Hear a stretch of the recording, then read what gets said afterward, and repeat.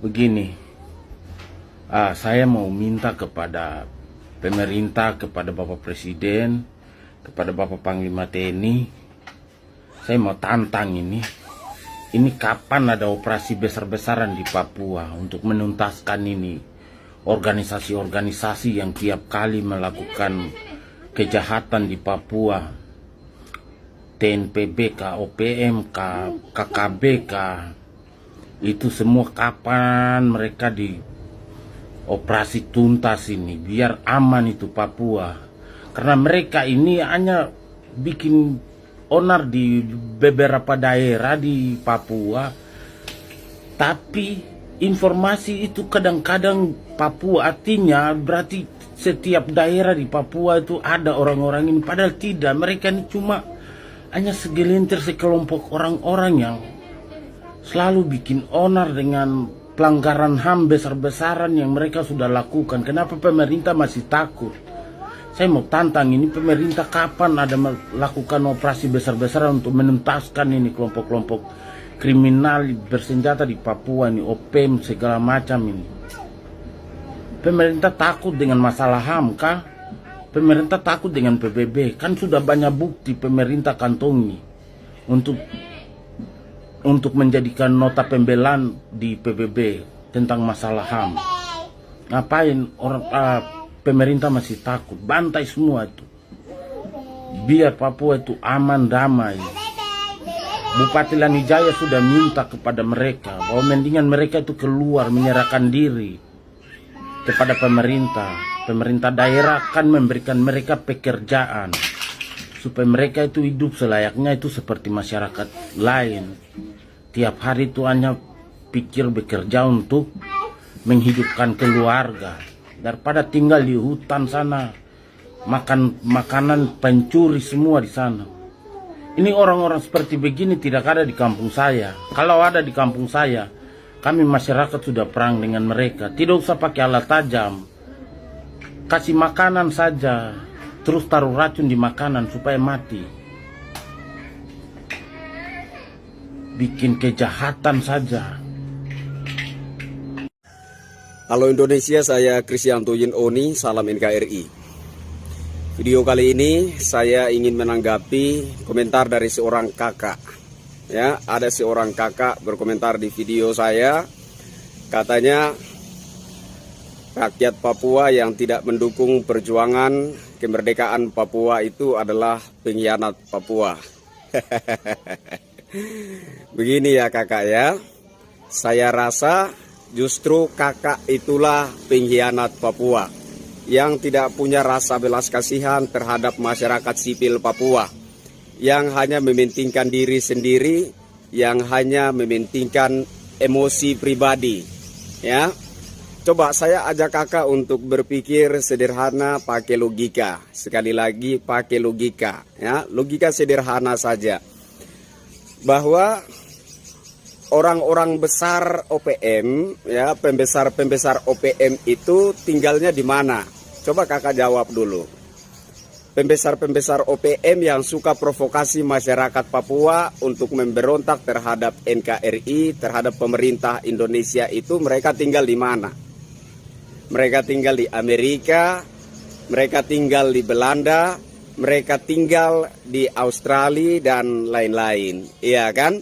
Mereka di sana pakai jas, pakai dasi. Wah, orang-orang terhormat, orang-orang besar. Di sana mereka duduk pangku kaki, makan enak, sambil perintahkan orang Papua untuk berontak terhadap NKRI, terhadap pemerintah Indonesia. Nah, ketika mereka ikut-ikutan dalam tindakan separatisme yang dilakukan oleh KKB OPM, mereka tertembak, mati. Orang-orang besar di Amerika, di Belanda, di Australia, mereka tetap pangku kaki di sana, ya, ongkang-ongkang kaki di sana. Dan mereka terus melancarkan provokasi mereka terhadap masyarakat Papua untuk berontak terhadap NKRI dan pemerintah Indonesia. Coba pikir pakai akal sehat kakak, ya. Coba pikir pakai otak yang waras. Kakak mati, apakah mereka di sana berduka cita? Tidak. karena yang mereka kejar adalah kekuasaan. Apakah kalau Papua itu merdeka, nanti benar-benar itu tanah Papua tetap menjadi hak ulayat masyarakat Papua? Tidak kakak, tidak. Ya, tidak. Orang-orang yang sedang pangku kaki di Amerika, di Belanda, di Australia, mereka yang akan datang dan berkuasa. Nah, ketika mereka berkuasa, tentu saja mereka sudah punya ikatan janji dengan orang-orang Amerika, dengan orang-orang Belanda, dengan orang-orang Australia, dengan orang-orang Barat lah pokoknya.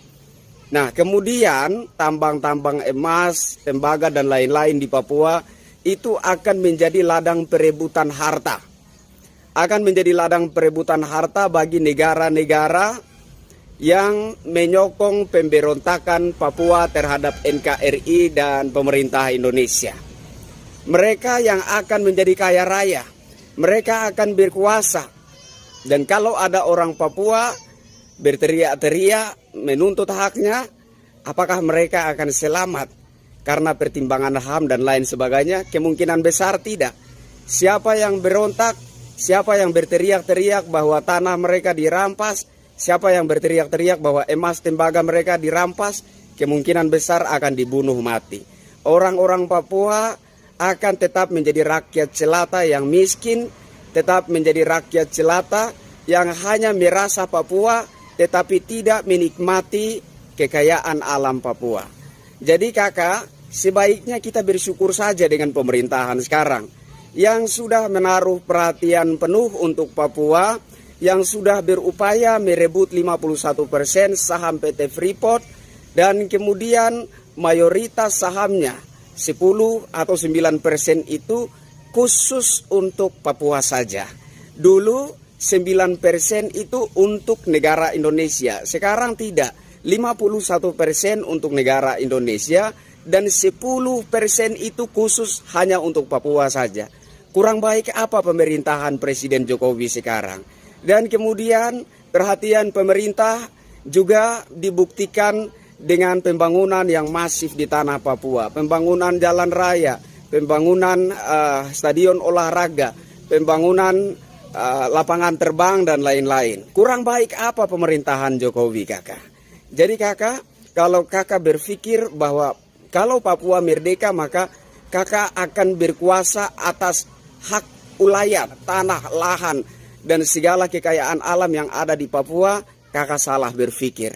Sadar-sadar saja kakak bahwa orang-orang yang ada di Amerika, yang ada di Belanda, yang ada di Australia, mereka itu adalah penjilat Amerika, penjilat Belanda, penjilat Australia.